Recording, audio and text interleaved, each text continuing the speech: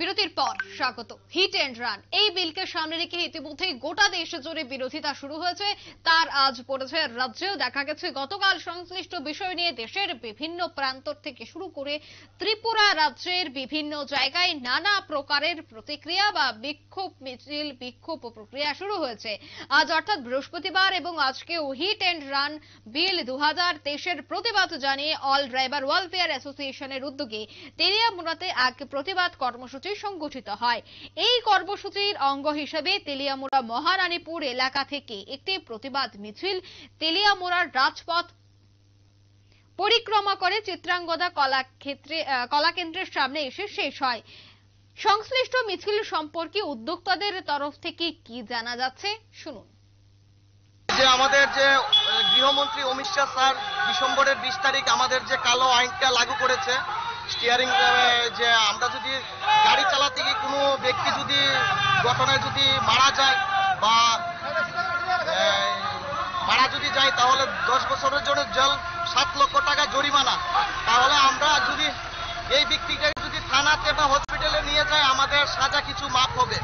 সাজা যে কিভাবে মাফ হবে? আমরা যদি ড্রাইভার গাড়ি চালিয়ে যদি আমরা যদি পাবলিক প্লেসে যদি রোগীটা আক্রান্ত ব্যক্তিটা যদি আমরা উঠাতে চাই তাহলে আমরা পাবলিক এখানেই মার্ডার করে দেয়। তাহলে আমরা যদি এখানে যদি না মার্ডার হয় আমরা 10 বছর জেলে গিয়ে মার্ডার হতে হবে।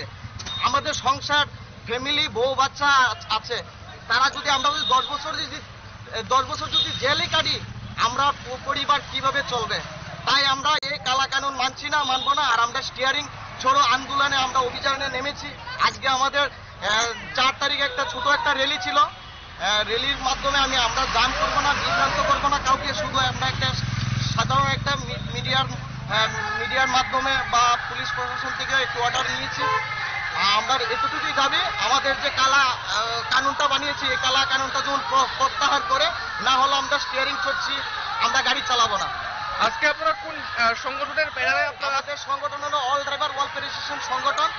আমরা ভারতবর্ষের প্রতি জায়গাতেই এই সংগঠন চলছে আর আমরা এই সংগঠনের জড়িত।